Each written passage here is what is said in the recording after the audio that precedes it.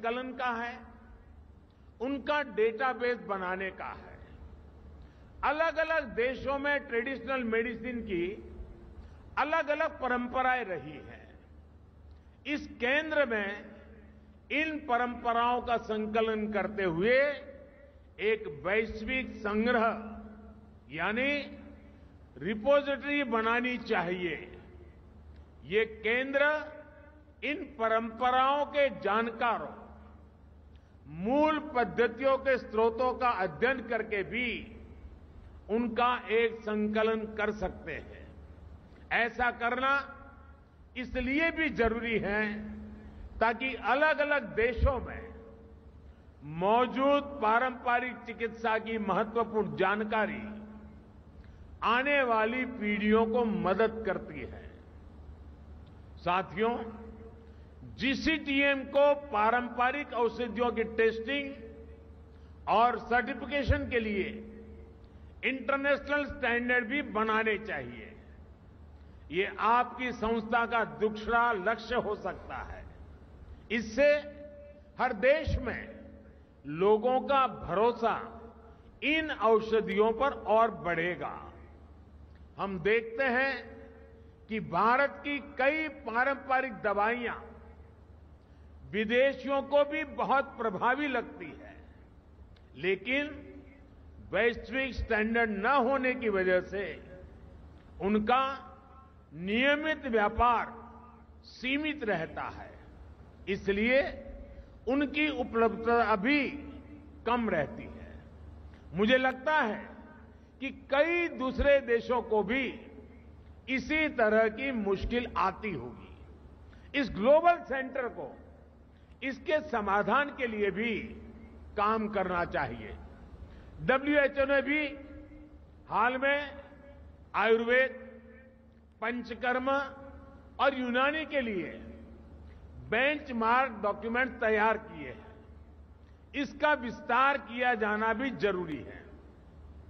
साथियों, जीसीटीएम एक ऐसा प्लेटफॉर्म बनना चाहिए जहां विश्व की पारंपरिक चिकित्सा पद्धतियों के एक्सपर्ट्स एक साथ आए, एक साथ जुटे, अपने अनुभव साझा करें।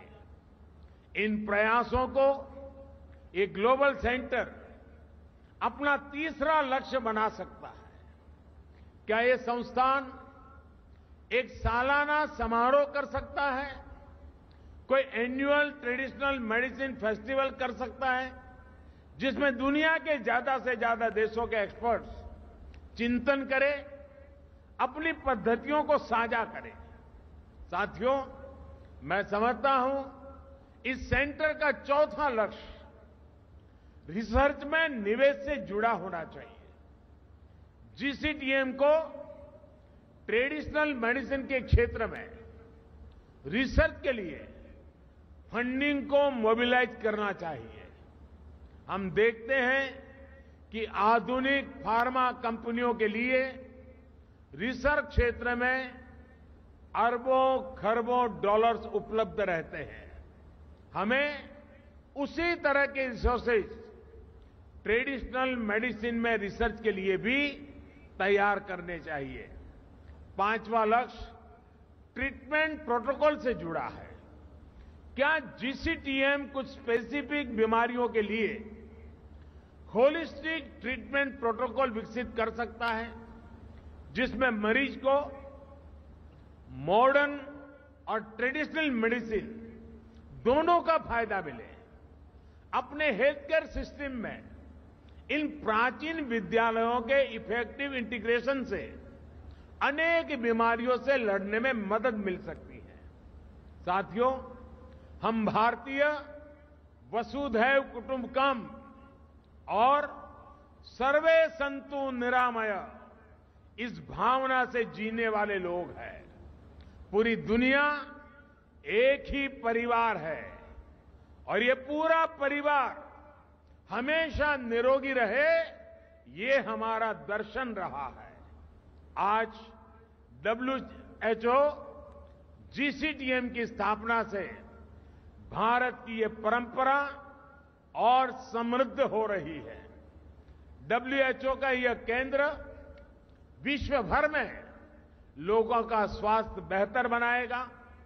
इसी कामना के साथ मैं अपनी बात समाप्त करता हूं और मैं दोनों ही मेहमानों का समय निकालने के लिए, इस समारोह को ऊंचाई देने के लिए, इसका महात्म्य बढ़ाने के लिए हृदय से उनका बहुत बहुत आभार व्यक्त करता हूं। एक बार फिर आप सभी का बहुत बहुत धन्यवाद। नमस्कार।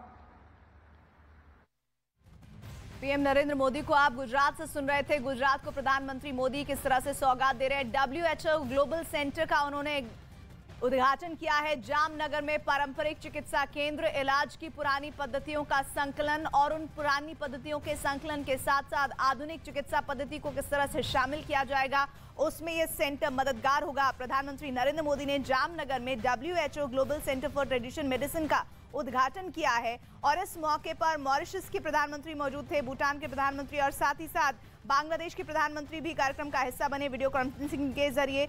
सबसे बड़ी बात यह है कि ये सौगात गुजरात को दी गई है और गुजरात में जिस तरह से आने वाले दिनों में हम देखेंगे कि चुनाव भी होने हैं, तो जाहिर तौर पर विपक्ष इन सौगातों को उस नजर से भी देख रहा होगा। लेकिन सबसे बड़ी बात यह है कि गुजरात, जहां से प्रधानमंत्री का नाता बरसों बरस पुराना है, उनका एक तरह से गृह नगर कहा जाता है, गृह राज्य कहा जाता है, उस गृह राज्य में एक सौगात उन्होंने दी है उन तमाम जनता को जो कि गुजरात में इस वक्त इस कार्यक्रम को न सिर्फ देख रहे हैं बल्कि सुन रहे और गौरवान्वित महसूस कर रहे हैं कि WHO का पारंपरिक चिकित्सा केंद्र का